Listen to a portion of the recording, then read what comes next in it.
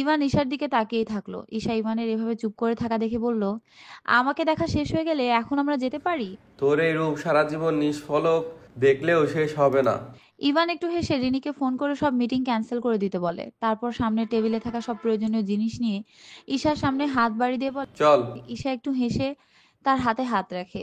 ইরার খুব মন খারাপ, আজ তার জন্মদিন, অথচ কেউ মনে রাখেনি।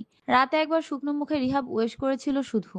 মন খারাপ করে তাই রান্না করছিল রান্নাঘরে। বাড়িতে এই মুহূর্তে সে, রিহাব আর একজন কাজের লোক আছে।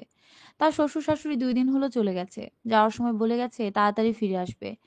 আজ রিহাব হসপিটালে যায়নি। ইরা সকাল থেকে অনেকবার কারণ জিজ্ঞেস করেছে, সে এক কথায় উত্তর দিয়েছে। শরীর ভালো লাগছে না? ইরা আর কথা বাড়ায়নি, রান্না করতে রান্নাঘরে চলে গেছে। কার উপস্থিতি বুঝতে পেরে পেছনে ঘুরতে দেখতে পায় রিহাব দাঁড়িয়ে আছে, এক দৃষ্টিতে তার দিকে তাকিয়ে আছে। ইরা একটু অপ্রস্তুত হয়ে বলল, কিছু লাগবে? রিহাব পানির বোতল হাতে নিয়ে ইরার কাছে ধীর পায়ে এগিয়ে আসছে। ইরা একটু শুকনো ঢোক গিলে আবার জিজ্ঞেস করলো। কিছু কি লাগবে? রিহাব তার কাছে এসে থেমে গিয়ে বলল। যা লাগবে সেটা কি দিবে? ইরা তার কথার মানে বুঝতে পেরে অপ্রস্তুত হয়ে গেল, একটু পিছিয়ে গিয়ে তাকের সাথে লেগে গেল। রিহাব একটা ছোট নিঃশ্বাস ফেলে বলল, আমাকে এত ভয় পাওয়ার কি আছে? তুমি বউ হয়ে আমাকে যতটা ভয় পাও, আমার হসপিটালের নার্সরাও আমাকে এতটা ভয় পায় না। রিহাবের কথা শুনে ইরার লজ্জা সংকোচ ভয় কিছু সময়ের জন্য উধাও হয়ে গেল। কঠিন গলায় বলল। তাহলে হসপিটালেই যান, বাসায় থাকার কি দরকার? রিহাব আরেকটু কাছে এসে বলল। হসপিটালে তো আর বউ থাকে না, বাসায় থাকে। কিন্তু বউয়ের কাছে তো কিছুই পাওয়া যায় না, হসপিটালে চাইলেই পেতে পারেন। ইরার কথা শুনে রিহাব নিঃশব্দে দাঁত বের করে হাসলো, মুখটা আরো একটু কাছে এনে বলল। বউটা একটু কষ্ট করলেই আমার আর এত কষ্ট হয় না। ইরা রিহাবের কথা শুনে একটু হাসলো, রিহাবকে ধাক্কা দিয়ে সরিয়ে দিয়ে বলল। আমাকে আমার কাজ করতে দিন, আর নিজেও নিজের কাজ করেন। রিহাব ইরাকে নিজের দিকে ঘুরিয়ে দেয়ালের সাথে চেপে ধরলো। ভয়ে ইরার ঠোঁট কাঁপছে। রিহাব সেই ঠোঁটের দিকে তাকিয়ে বলল। তোমার কম্পমান ঠোঁট আমাকে দুর্বল করিয়ে দিচ্ছে। ইরা রিহাবের কথা শুনে 2 হাতে মুখ চেপে ধরলো। রিহাব ভ্রু কুঁচকে বলল। তুমি কি ভাবছো আমি তোমার ঠোঁটে কিস করব? একটু বেশি ভাবছো। রিহাবের কথা শুনে ইরা আশ্বস্ত হয়ে ঠোঁট থেকে হাত সরিয়ে নেয়। রিহাব দেরি না করে ইরার ঠোঁট দুটা নিজের আয়ত্তে নিয়ে নেয়। আচমকা এমন হতে ইরার চোখ বড় বড় হয়ে যায়। প্রথমে কিছু বুঝতে না পারলেও পরে নিজেকে ছাড়াতে চেষ্টা করে, কিন্তু ইরার এমন নড়াচড়ায় রিহাব তাকে 2 হাতে দেয়ালের সাথে জোর করে চেপে ধরে। দুজনের নিঃশ্বাস ভারী হয়ে যায়। ইরা নিজেকে ছাড়ানোর ব্যর্থ চেষ্টা করে শান্ত হয়ে যায়। তার হাত পা অবশ হয়ে আসে। রিহাব বেশ কিছুক্ষণ পর তাকে ছেড়ে দেয়। ইরা চোখ বন্ধ করে হাঁপাতে থাকে। রিহাব তাকে ভালো করে দেখে নিয়ে দূরে সরে যায়। ইরা চোখ খুলে রিহাবকে দাঁড়িয়ে থাকতে দেখে। রিহাব একটু কাছে এসে নিঃশব্দে দাঁত বের করে হেসে বলল। তুমি একদম ঠিক ভাবছিলে। ইরার গালে আলতো করে একটা চুমু দিয়ে বলে। Happy birthday sweetheart. রিহাবের কথায় ইরার সারা শরীর কেঁপে ওঠে। কাল রাতেও সে উইশ করেছিল, কিন্তু এভাবে না, এক অন্যরকম অনুভূতি। এই অনুভূতির নাম তার জানা নেই। এক অদ্ভুত রকমের ভালো লাগা কাজ করে তার মাঝে। রিহাবের প্রতি এক অন্যরকম আকর্ষণ। এই মানুষটাকে আজ চোখের আড়াল করতে ইচ্ছে করছে না। ইরা কিছু না ভেবে রিহাবকে শক্ত করে জড়িয়ে ধরে। রিহাব ইরার এরকম স্পর্শে বিচলিত হয়ে যায়। একটু ভেবে সেও ইরাকে শক্ত করে জড়িয়ে ধরে। কলিং বেলের তীব্র আওয়াজে দুজনেরই ঘোর কাটে। ইরা লজ্জা পেয়ে রিহাবকে ছেড়ে দেয়, উল্টো ঘুরে যায়। রিহাব একটু হেসে বলে। তোমার জন্য সারপ্রাইজ আছে। ইরা ঘুরে রিহাবের দিকে তাকায়, ভ্রু কুঁচকে বলে। কি সারপ্রাইজ? সারপ্রাইজ কেউ বলে নাকি বোকা মেয়ে? বলেই দরজা খুলতে গেল। ইরা গ্যাসের চুলাটা অফ করে রিহাবের পিছে পিছে বেরিয়ে এলো। রিহাব দরজা খুলে একটা হাসি দিল। ইভান রিহাবকে জড়িয়ে ধরলো। ইরা পেছন থেকে দেখে অবাক হয়ে বলল। ভাইয়া তুমি? ইভান রিহাবকে ছেড়ে দিতেই ইরা দৌড়ে এসে তাকে জড়িয়ে ধরলো। ইভান তাকে জড়িয়ে ধরে বলল। Happy birthday dear sister. Ira খুব খুশি হলো। মাথা বাঁকিয়ে একটু দেখতে ঈশাকে দরজায় দাঁড়িয়ে থাকতে দেখে দৌড়ে গেল।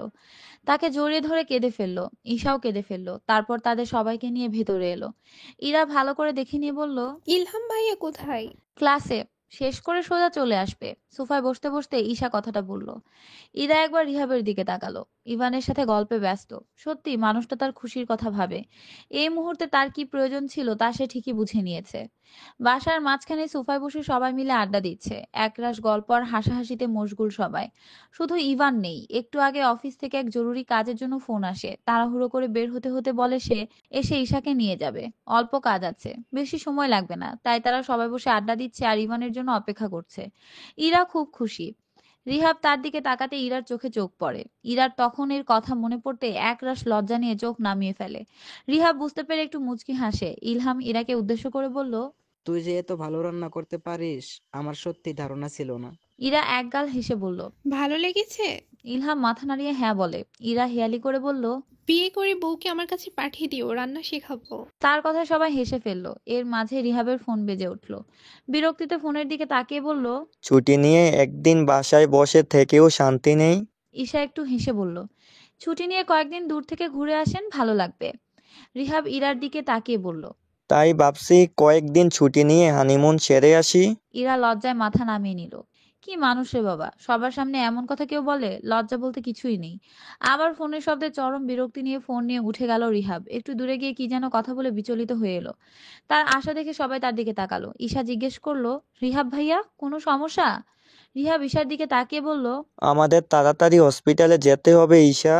সবাই অবাক হয়ে তার দিকে তাকালো, তার এমন কথার মানে বুঝতে। রিহাব ঈশার দিকে তাকিয়ে বলল। হসপিটাল থেকে ফোন করেছিল ইভানের। ঈশা হন্তদন্ত করে হসপিটালে এসে দেখে ইভান কার সাথে যেন খুব বিচলিত হয়ে কথা বলছে। ঈশা দৌড়ে গিয়ে ইভানকে জড়িয়ে ধরে। ইভানও তাকে জড়িয়ে ধরে মাথায় হাত দিয়ে বলে। রিল্যাক্স জান, সব ঠিক আছে। ঈশা ইভানকে ছেড়ে দিয়ে ভালো করে দেখে নিল। চোখে মুখে ক্লান্তির ছাপ। বেশ রকমের চিন্তিত। চিন্তার কারণই তো, তার অফিসের স্টাফ মিস রিনিকে কেউ রেপ করেছে। তার অবস্থা আশঙ্কাজনক।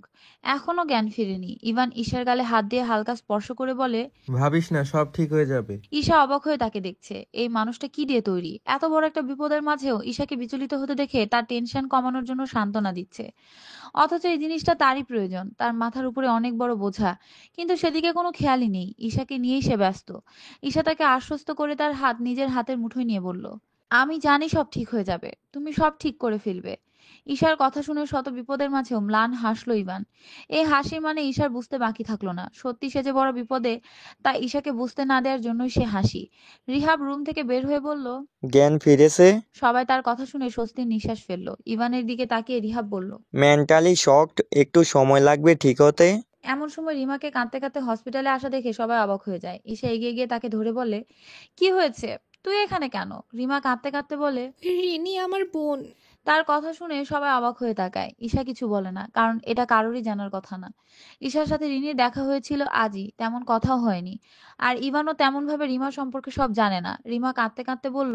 আমি ভেতরে যেতে চাই। রিহাব শান্তভাবে বলল। কোনো সিন ক্রিয়েট করা যাবে না, খুব শান্তভাবে কথা বলতে হবে।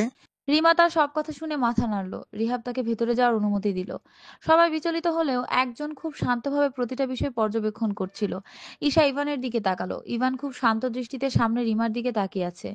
ঈশা ইভানের আচরণ ভালো করে বুঝতে চেষ্টা করছে। ইভানের মুখ দেখে এই মুহূর্তে তেমন কিছু আন্দাজ করা যাচ্ছে না, কিন্তু এটা খুব স্পষ্ট যে সে বড় কোনো হিসাব মিলাচ্ছে। রিমা ভেতরে যেতে রিহাব ইভানকে উদ্দেশ্য করে বলল। এটা পুলিশ কেস, পুলিশ আসছে। ইভান রিহাবের দিকে তাকিয়ে বাঁকা হেসে চোখের ইশারায় কিছু একটা বোঝাতে চেষ্টা করলো। রিহাব তার সে চোখের ইশারা বুঝে এক মুহূর্ত দেরি করলো না। ঈশা কৌতূহলী চোখে ইভানের দিকে তাকিয়ে আছে।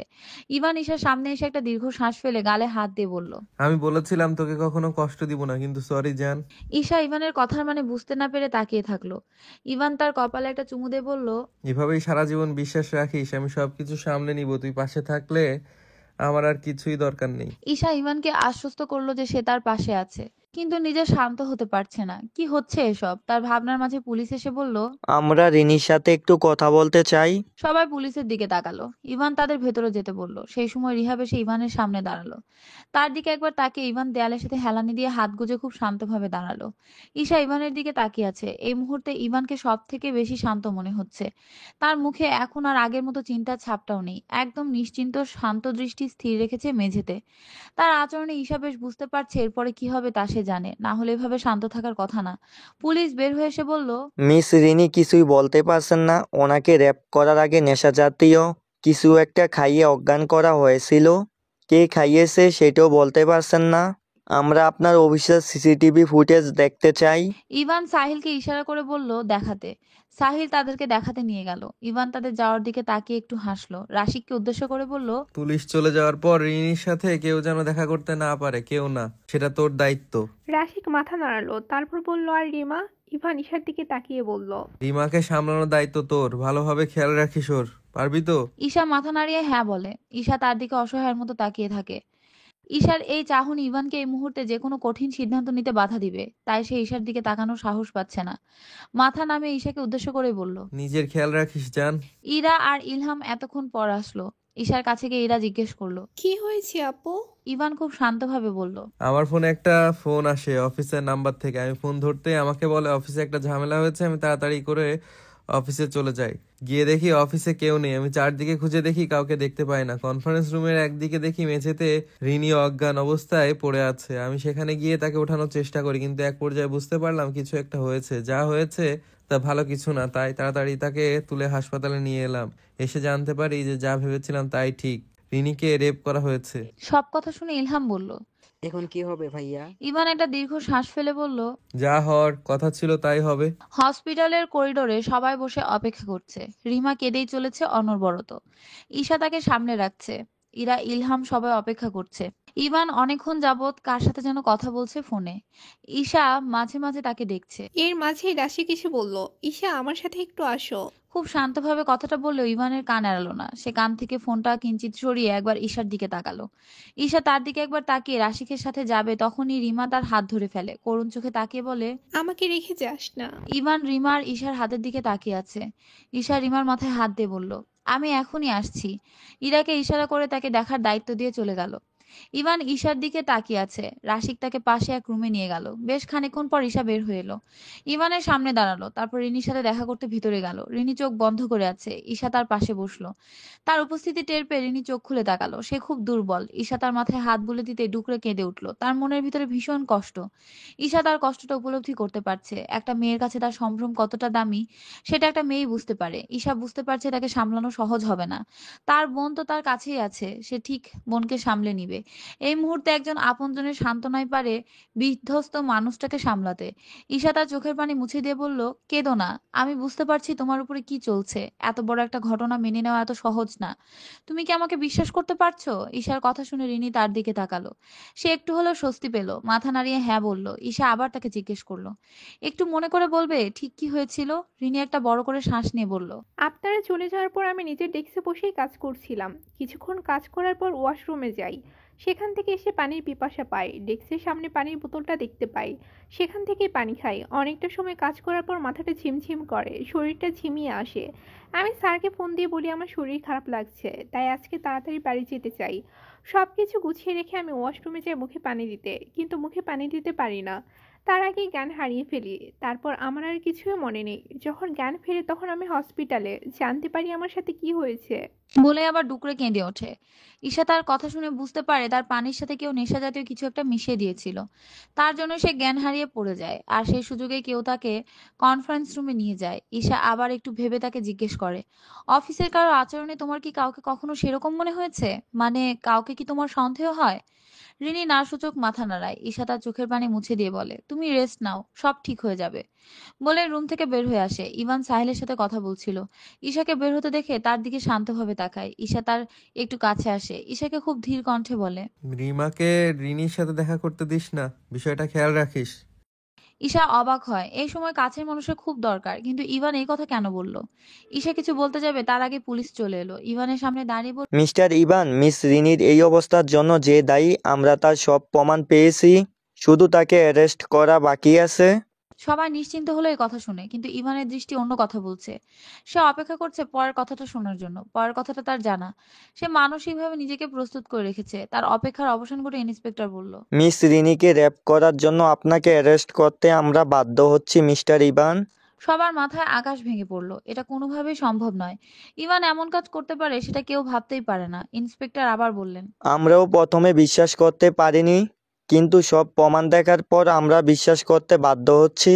আপনি এই জঘন্য কাজ কিভাবে করলেন? কথাগুলো সবার মাঝে তীরের মতো বিঁধলেও ইভানের কোনো ভাবান্তর হলো না।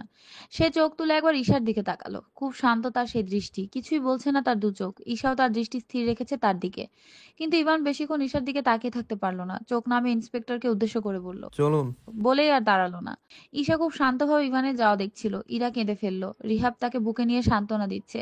ইলহাম ঈশার দিকে তাকিয়ে আছে। ঈশার ভেতরে কি চলছে? এত কিছুর পর তারা দুজন কাছে আসতে পেরেছে, কিন্তু এই ঝড় কি তাদের জীবনের শান্তি নষ্ট করে ফেলবে?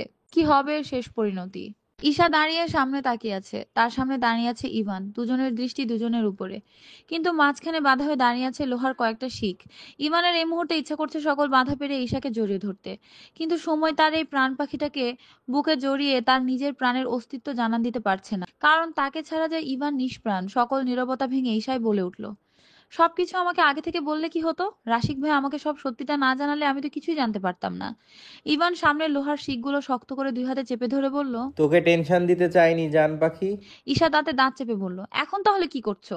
খুব ভালো লাগছে আমার, তাই না? খুব আনন্দে আছি আমি। ঈশার অবস্থা বুঝতে পেরে ইভান কিছু বলল না, কারণ ঈশার মানসিক অবস্থা ভালো না। তারপর এই মুহূর্তে ইভানের উপরে খুব রেগে আছে। সে এখন যা বলবে তাতে তার রাগ আরো বেড়ে যাবে, এতে হিতে বিপরীত হতে পারে। তাই সে চোখ নামিয়ে চুপ করে দাঁড়িয়ে আছে, ভাবছে সব ঝামেলা মিটিয়ে তারপর ঈশার সাথে ভালো করে কথা বলবে। ইভানের এমন চুপ করে থাকা দেখে ঈশার খুব রাগ হলো। সে কিছু বলতে যাবে তার আগে একজন পেছন থেকে বলল। সব ব্যবস্থা হয়ে গেছে, কিন্তু সরি একটু দেরি হয়ে গেল। তার কথা শুনে দুজনেই তার দিকে তাকায়, কিন্তু সেই মানুষটাকে দেখে ঈশা অবাক হয়। এটা কিভাবে সম্ভব? এই মানুষটা এখানে কিভাবে থাকতে পারে? আর কিসেরই বা ব্যবস্থার কথা বলছে? কি হচ্ছে এসব? সে কিছুই বুঝতে পারছে না। সবকিছু তো রহস্যময় লাগছে ঈশার কাছে। ইভান এত কিছু তার কাছ থেকে লুকিয়ে রেখেছে কেন? সে অগ্নি দৃষ্টিতে ইভানের দিকে তাকায়। ইভান হালকা হেসে সামনে দাঁড়িয়ে থাকা আরমানের দিকে তাকিয়ে আছে। আরমান এগিয়ে এসে বলল, তোর জামিন হয়ে গেছে, আমরা তোকে এখনই বাসায় নিয়ে যেতে পারবো। কিন্তু আমি সত্যিই সরি, এত দেরি হয়ে যাবে বুঝতে পারিনি। আমার দেরির জন্য আজ তোকে এই অবস্থায় দেখতে হচ্ছে, নিজের কাছে অপরাধী লাগছে। ইভান হাত বাড়িয়ে আরমানের হাত ধরে বলল। তুই যা করেছিস তার কোনো তুলনা হয় না, আর এই সামান্য একটা বিষয়ে এত অপরাধবোধ রেখে আমাকে ছোট করিস না। তাদের এসব কথা মানে ঈশা কিছুই বুঝতে পারলো না। কিসের উপকার? আর ওরা এমন ভাবে কথা বলছে যেন অনেক আগে থেকে দুজন দুজনকে চেনে। ঈশা অগ্নিদৃষ্টিতে ইভানের দিকে তাকিয়ে আছে, চোখে হাজারো প্রশ্ন। ইভান বুঝতে পারছে ঈশার সেই চাহনির মানে। তার দিকে তাকিয়ে অসহায় দৃষ্টিতে বলল। সব বলবো জান, আগে কয়েকটা কাজ শেষ করতে দে। ঈশা কোনো কথা বলল না, ইভানকে বের করে কয়েকটা কাগজে সই করে নিল। ইন্সপেক্টর ইভানের কাছে এসে বললেন। সরি মিস্টার ইভান, আমাদের ভুলের জন্য আমরা দুঃখিত। তবে আপনার গোপন ক্যামেরা আপনাকে বাঁচিয়ে দিয়েছে। ইভান হাসলো। ঈশা, ইভান আর আরমান তিনজনে পুলিশের গাড়িতে উঠে বসলো। এখন উদ্দেশ্য হসপিটাল। গাড়ি হসপিটালে এসে দাঁড়ালো। সবাই ভেতরে গেল। ভেতরে ঢুকে ইভান দেখলো রিমা বেশ চেঁচামেচি করছে, তাকে ভেতরে যেতে দেয়া হচ্ছে না জন্য। সবাই দাঁড়িয়ে তার কাজকর্ম দেখছে। রিমা চিৎকার করে বলল। কেন আমি দেখা করতে পারবো না? আমি নিষেধ করেছি। ইভানের গলার আওয়াজ শুনে সবাই ঘুরে তাকালো। ইরা আর ইলহাম দৌড়ে এলো। তাদের চোখে মুখে খুশির ঝলক। ইভান তাদের দিকে তাকিয়ে একটু হেসে রিমার কাছে গেল, কিন্তু রিমা ইভানকে দেখে খুশি হলো না। মুখ ঘুরিয়ে বলল। আপনি তাহলে অবশেষে ছাড় পেলেন? তার কথা ইভান বাঁকা হেসে বলল। এখন ভেতরে যেতে পারো, বোনের সাথে শেষ কথা বলে নাও। আবার কবে বলতে পারবে তার তো কোনো ঠিক নেই। কথাগুলো রিমার মাথায় বাজ পড়ার মতো অনুভূতি তৈরি করলো, তবুও নিজেকে স্বাভাবিক করে বলল। কি বলতে চাইছেন? ইভান কিছু বলল না, ইশারা করে ভেতরে যেতে বলল। রিমা ভেতরে চলে গেল। সে পেছনে ঘুরে ঈশার দিকে তাকালো। ইলহাম এসে বলল। ভাইয়া কি হচ্ছে খুলে বলবে? রিহাব এগিয়ে এসে বলল। আসলে সবাই যা ভাবছো সেরকম কিছুই হয়নি। মানে? ইরা আর ইলহাম দুজনে একসাথে বলল। ইভান একটু হেসে বলল। রিনি সম্পূর্ণ সুস্থ। তাদের প্রশ্নবিদ্ধ চাহনি ইভান বুঝতে পেরে খুব ধীর কণ্ঠে বলল। সবার সব প্রশ্নের উত্তর দিব, কিন্তু এটা সঠিক সময় না, সঠিক জায়গাও না। সময় মতো সব জানতে পারবি। ইভান ঈশার সামনে এসে তাকে পাশের চেয়ারে বসালো। তার পায়ের কাছে বসে দুই হাত মুঠোর মধ্যে আবদ্ধ করে নিয়ে খুব শান্তভাবে বলল। তোর অনেক কিছুই জানার বাকি আছে জান, আমি সবটা তোকে জানাবো, কিন্তু তার আগে নিজে থেকে কোনো প্রশ্ন করিস না। যা হচ্ছে হতে দে, আমাকে বিশ্বাস করিস তো? আমি কারণ ছাড়া কিছুই করি না, তুই তো জানিস। ধীরে ধীরে সব জানতে পারবি। প্লিজ রাগ করিস না, আমাকে বুঝতে চেষ্টা কর। ইভানের এমন আকুতি শুনে ঈশার রাগ দমে গেল। কিছু বলতে যাবে তার আগে দুজন মহিলা পুলিশ রিনিকে ধরে টেনে হিঁচড়ে বের করে আনলো। সাথে রিমাও আসলো। রিমা ঈশার দিকে তাকিয়ে বলল। এইসব কি ঈশা? কোন জন্মের শত্রুতা দেখাচ্ছিস? ঈশা কোনো কথা না বললেও তার মনটা খুব খারাপ হয়ে আছে। নিজের বোনের বোকামির জন্য আজ তাকেও ভুগতে হচ্ছে। ইভান উঠে রিমার সামনে গিয়ে বলল। শত্রুতা কোন জন্মের সেটা তুমি না জেনে এসবে যুক্ত হয়ে গেছো, বিষয়টা মানতে পারলাম না। রিমা তার কথা শুনে একটু ভয় পেল। ইভান কি ইঙ্গিত করেছে তা হয়তো বুঝতে পেরেছে সে। তাই আর কথা না বাড়িয়ে চলে গেল। রিনিকেও পুলিশ নিয়ে গেল। ইভান রিনির সামনে দাঁড়িয়ে আছে। তার পাশে বসে আছে ইন্সপেক্টর। সে কিছুতেই কথা বলছে না। সব রকম চেষ্টা করা শেষ। ইন্সপেক্টর বলল। শেষবারের মতো বলছি, কেন এমন করলে? আর কার কথায় সেটা না বললে এবার যে শাস্তিটা তুমি পাবে সেটা কিন্তু অসহনীয়। এটা শুনেও রিনির ভেতর কোনো ভাবান্তর হলো না। ইন্সপেক্টর পেছনে ঘুরে ইশারা করতেই একজন পুলিশ এসে পাশে দাঁড়ালো। রিনির দুই গাল চেপে মুখটা উপরে তুলে উপর থেকে গরম পানি ঢেলে দিল। চোখ বন্ধ করে তা হজম করে নিল রিনি। ইভান এবার বেশ অবাক হলো। এই মেয়েকে যেমন ভেবেছিল তেমন নয়। সে শক্তপোক্তভাবে এসেছিল তাকে ফাঁসাতে। সেটা তার বিচক্ষণতার কারণে পারেনি ঠিকই, কিন্তু এখন ইভানের বেশ চিন্তা হচ্ছে, কারণ এই মেয়ে যদি মুখ না খুলে তাহলে বাকি শত্রুদের সে কিভাবে শাস্তি দিবে। সে সবকিছু জানলেও তার কাছে কোনো উপযুক্ত প্রমাণ নেই যে তারা তার পরিবারের ক্ষতি করতে চায়। তার প্রমাণ ছাড়া সে কোনোভাবে তাদেরকে শাস্তি দিতে পারবে না। তাই চিন্তিত হয়ে বাইরে বেরিয়ে এলো। তাকে এত ভাবতে দেখে আরমান বলল। যদি মুখ না খুলে তাহলে কি করবি কিছু ভেবেছিস? চিন্তিত মুখে ইভান বলল। আমি এতদিন ধরে অপেক্ষা করেছি এরকম একটা সময়ের, যখন ওরা ধৈর্য হারিয়ে ফেলে আঘাত করার চেষ্টা করবে। তাই তো আমি এতদিন চুপ ছিলাম, কিন্তু প্রস্তুত ছিলাম সব রকম আঘাতের জবাব দিতে। এই সময় এসে হেরে যাব তা কিভাবে হয়? কিছুক্ষণ চুপ থেকে বাঁকা হেসে বলল। রিমাকে নিয়ে আসার ব্যবস্থা কর, তারপর দেখি কিভাবে মুখ বন্ধ রাখে। মুহূর্তের মধ্যে পুলিশের কাছে রিমাকে আনা হলো। রিনির সামনে বসিয়ে দেয়া হলো। রিমাকে দেখে রিনি কোনো কথা না বললেও সে যে ভয় পেয়ে যাচ্ছে সেটা বুঝতে কারো বাকি থাকলো না। মহিলা পুলিশ রিমাকে টর্চার করতে শুরু করলো। সবাই বাইরে থেকে দেখছিল। আরমান রিনির মুখ দেখে একটু হেসে বলল। এবার মনে হচ্ছে কাজ হবে। ইভান একটু হেসে বলল। ওরা ওদের কাজ করুক, আমরা যাই চল। বলেই তারা সেখান থেকে বেরিয়ে এলো। গাড়িতে বসে রওনা দিল। গাড়ি এসে তাদের বাড়ির সামনে দাঁড়ালো। ভেতরে ঢুকে সোজা ঈশাদের বাড়িতে গেল। সেখানে সবাই ছিল। সবাই ইভানকে দেখে খুব খুশি হলো, কিন্তু আরমানকে দেখে খুব অবাক হলো। আরমান যে ঈশাকে বিরক্ত করতো সবাই জানে। ইভান সামনে সোফায় বসে পড়লো। চোখের ইশারায় আরমানকেও বসতে বলল। আরমান বসতে ইভান ঈশার বাবাকে উদ্দেশ্য করে বলল। বড় বাবা, তোমার যে জমিটা নিয়ে সমস্যা ছিল সেটার কতটুকু সমাধান করতে পেরেছো? ঈশার বাবা ইভানের মুখে এই সময় এমন কথা শুনে অপ্রস্তুত হয়ে গেল। ইভান এই কথা কিভাবে জানলো? ঈশার বাবা তার দিকে প্রশ্নবিদ্ধ চোখে তাকিয়ে আছে। ইভান একটু রাগী লুক নিয়ে বলল। তুমি কি জানো আজ তোমার এই বোকামির জন্য কত বড় মাসুল দিতে হচ্ছে? যা কিছু হচ্ছে সবকিছু ওই একটা কারণেই। আমার সাথে যা কিছু হোক তাতে কোনো আফসোস নেই, কিন্তু আমার ঈশার সাথে হলে আমি সহ্য করব না। ঈশার বাবা আঁতকে উঠলেন। সবাই তাদের দুজনের দিকে তাকিয়ে আছে। ঈশার বাবা বললেন। আমি তো শুধু ইভান রেগে বলল। তুমি যা করেছো ঠিক করনি। আজ তোমার জন্য তোমার মেয়ের জীবন নিয়ে অন্য কেউ নোংরা খেলায় মেতে উঠেছে, আর তুমি কি না সেই ছেলের সাথেই তার বিয়ে দিতে রাজি হয়েছিলে? নিজের প্রায়শ্চিত্ত করার জন্য একবারও মেয়ের কথা ভাবলে না? ঈশার বাবা কান্নাজড়িত কণ্ঠে বললেন। বিশ্বাস কর বাবা, আমার কোনো উপায় ছিল না। ওরা আমাকে হুমকি দিয়েছিল। তুমি তো আমাকে সবটা খুলে বলতে পারতে, সেটাও করনি, বাবাকেও বলনি। আমি বলতে পারিনি, ভয় ছিল জানাজানি হয়ে গেলে তারা আমার পরিবারের ক্ষতি করবে। তাই তো তুই যখন ঈশাকে বিয়ে করলি আমি কোনো কথা না বলে মেনে নিয়েছিলাম, কারণ নিশ্চিন্ত হয়েছিলাম যে আমার ঈশাকে নিয়ে আর ভাবতে হবে না। ঈশা এবার রেগে চিৎকার করে বলল। কেউ কি আমাকে সবটা বলবে কি হচ্ছে? ইভান ঈশার দিকে তাকায়। তার রাগ এই মুহূর্তে অনেক বেশি। ইভানের পক্ষেও এই ঈশাকে সামলানো প্রায় অসম্ভব। তাই ইভান ঈশার কাছে গিয়ে বসলো। তার দিকে তাকিয়ে বলল। বড় বাবা আরাফের বাবার সাথে ব্যবসা করত, কিন্তু তাদের ব্যবসার মূল উদ্দেশ্য ছিল অবৈধ জমি দখল করে সেগুলো নিজের নামে করে বিক্রি করে দেওয়া। বড় বাবা এত কিছু না জেনেই ব্যবসায় যোগ দেয়, কিন্তু যখন ভেতরে সবকিছু জানতে পারে তখন তিনি এই ব্যবসা থেকে নিজেকে গুটিয়ে নিতে চায়। আরাফের বাবা বড় বাবাকে নিয়ে অনেক কিছু করানোর প্ল্যান করে রাখে, তাই তিনি বড় বাবাকে ছাড়তে চাননি। তিনি বড় বাবাকে তার নামে এক জমি দিয়ে ফাঁসিয়ে দেন। এমনভাবে প্ল্যান সাজান যাতে বড় বাবা সেখান থেকে বের হয়ে আসতে না পারে, কারণ সেই সময় বড় বাবার পরিচিত লোকজনগুলোকে সে টার্গেট করে ফেলেছে। আর বড় বাবা সেখান থেকে সরে আসলে সেগুলো হাতছাড়া হয়ে যাবে। সেটা নিয়ে অনেক ঝামেলা হয়। বড় বাবা তার এই সমস্যার কথা কাউকে বলতে পারে না, কারণ এটা অবৈধ ছিল।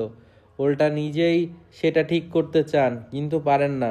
সেই জমির কেস মেটাতে তার অনেক টাকা দরকার হয়, যা তখন আরাফের বাবা তাকে দেয়।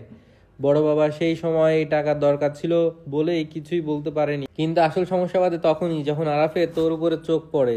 সে তোকে বিয়ে করতে চায়, বিনিময়ে এইসব কিছু থেকে বড় বাবাকে মুক্তি দেওয়ার কথা দেয়। প্রথমে বাবা আপত্তি করলেও পরে তারা সব রকম সমস্যা আরো জটিল করে দেয় আর অনেক ধরনের হুমকি দেয়, যা থেকে মুক্তি পাওয়ার একমাত্র উপায় ছিল তোর বিয়ে।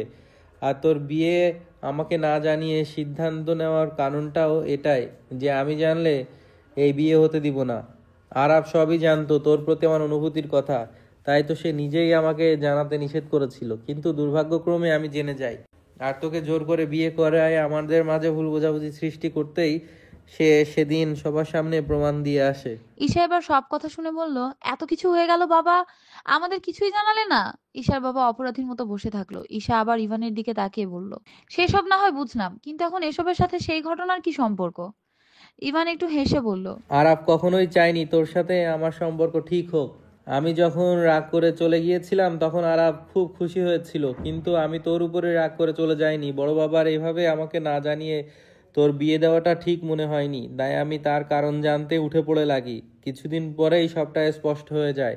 আমি এটাও জানতে পারি যে আরাফ চায় আমাদের সম্পর্কটা ভেঙে যাক, তাই আমি সব ভেবে সিদ্ধান্ত নেই দূরে চলে যাওয়ার, যাতে তারা আমাদের নিয়ে আর মাথা না ঘামায়, আর আমি সবকিছু নিজের মতো গুছিয়ে নিতে পারি। তাই তো এতদিন তোর সাথে মান অভিমানের নাটক করে দূরে থাকতে বাধ্য হয়েছে। আমি এখানে ছিলাম না ঠিকই, কিন্তু ভেবেছিস কি আমি না থাকার পরও তারা তোকে ছুতেও পারেনি? এই ক্ষেত্রে আরমান আমার চোখ হয়েছিল।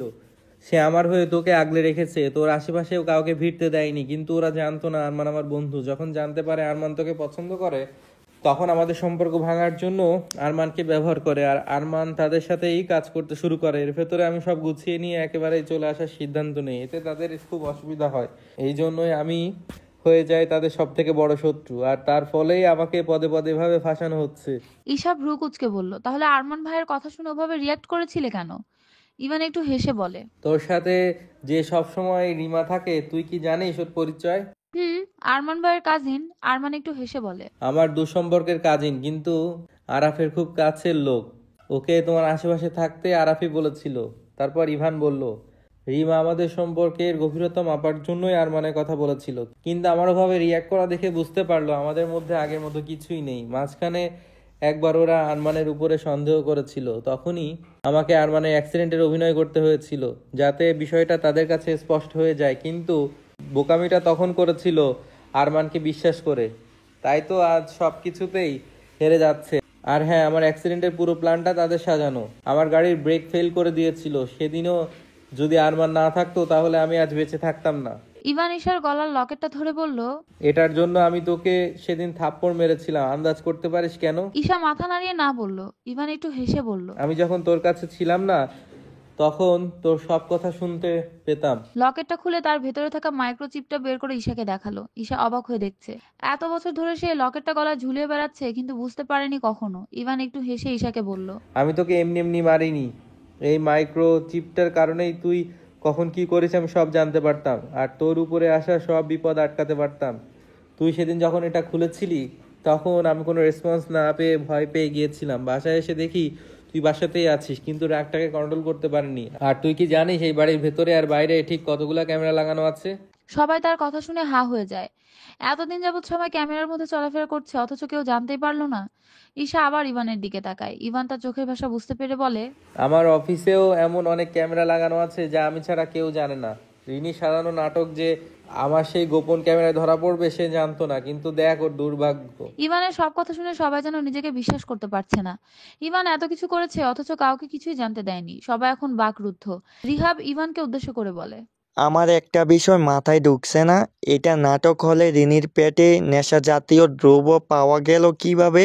ইভান একটু হেসে বলল, এটা ক্রেডিট অবশ্য পুরোটাই ঈশার। সে যদি সকালে হঠাৎ করে আমার অফিসে না যেত, তাহলে সেই নেশাজাতীয় পানি আমার পেটে যাওয়ার কথা ছিল। আরমান চিন্তিত হয়ে বলল, ঈশার অফিসে যাওয়াতে তাদের প্ল্যান চেঞ্জ করতে হয়েছে। তবে সেটা যদি না হতো, তাহলে কিন্তু আমাদের খুব অসুবিধা হতো প্রমাণ করতে। এমন সময় আরমানের ফোন বেজে উঠলো। সে ফোনটা রিসিভ করে একটু সময় কথা বলে ইভানের দিকে তাকালো, তারপর হাসি মুখে বলল, তোর প্ল্যান কাজ করেছে। ওরা দুই বোন সব স্বীকার করেছে। এখন আসল অপরাধীর খোঁজে পুলিশ। ইভান একটা স্বস্তির নিঃশ্বাস ফেললো। এত বছর পর সে নিশ্চিন্ত হলো। একবার ওরা ধরা পড়ে গেলে আর কোনো ভয় নেই। কলিং বেল বাজতে ঈশা দরজা খুলে দিল। ইভান তার দিকে একবার তাকিয়ে মাথা বাঁকিয়ে ঈশার পেছনে তাকালো। ঈশাও মাথা ঘুরে সেদিকে তাকালো। ইভান ধীর পায়ে ঢুকে হাঁটু মুড়ে নিচে বসে পড়লো। সামনে থেকে একজন আলতো পায়ে এসে তাকে দুই হাতে গলা জড়িয়ে ধরে আধো আধো কণ্ঠে বলল, পাপা, তুমি এসেছো? ইভান একটু হেসে বলল, আমার প্রিন্সেস আমার জন্য অপেক্ষা করছে, আর পাপা না এসে পারে? বলে পকেট থেকে দুটো চকলেট বের করলো। ঈশা হেসে ফেললো। ইভান প্রতিদিন সন্ধ্যায় অফিস থেকে আসার সময় দুইটা একই চকলেট আনে, একটা মায়ের জন্য আর একটা মেয়ের জন্য, কারণ দুইজনেরই একই চকলেট পছন্দ। ইনায়াকে কোলে নেয় ইভান, চকলেটের প্যাকেট খুলে তার হাতে দেয়। এটা তার প্রতিদিনের রুটিন। সে মুগ্ধ হয়ে দেখে ইনায়ার চকলেট খাওয়া। মেয়েটার মাঝে মায়ের সব বৈশিষ্ট্য আছে। ইনায়া একদম ঈশার মতো। ইভান ইনায়াকে নিয়ে ঘরে চলে যায়। ঈশা তার পেছনে পেছনে ঘরে গিয়ে দাঁড়ায়। ইভান ইনায়ার গালে একটা চুমু দিয়ে ঈশার দিকে হাত বাড়িয়ে দেয়। ঈশা একটু হেসে তার হাতে হাত দেয়। এক হাতে ঈশাকে নিজের সাথে জড়িয়ে নিয়ে বলে, তোদের দুজনের মাঝেই আমার দুনিয়া। তোরা দুজনই আমার জীবন। ঈশা ইভানকে ছেড়ে দিয়ে হাত বাড়িয়ে ইনায়াকে কোলে নেয়। তারপর ইভানকে বলে, ফ্রেশ হয়ে এসো, আমরা একসাথে খাবো। ইভান দুই হাতের মাঝে দুজনকে জড়িয়ে ধরে দুজনের গালে চুমু দেয়। ইনায়াও ইভানের গালে চুমু দিয়ে বলে, লাভ ইউ পাপা। ইভান একটু হেসে বলে, love you too my princess. বলে ওয়াশরুমের দিকে যায়।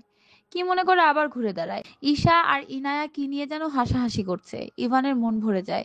এই দুইটা মানুষের মুখে হাসি দেখলে ইভানের মনে হয় সে যেন জীবিত আছে। এই দুইটা মানুষ তার প্রাণের অস্তিত্ব জানিয়ে দেয়। একটু হেসে ওয়াশরুমে চলে যায়।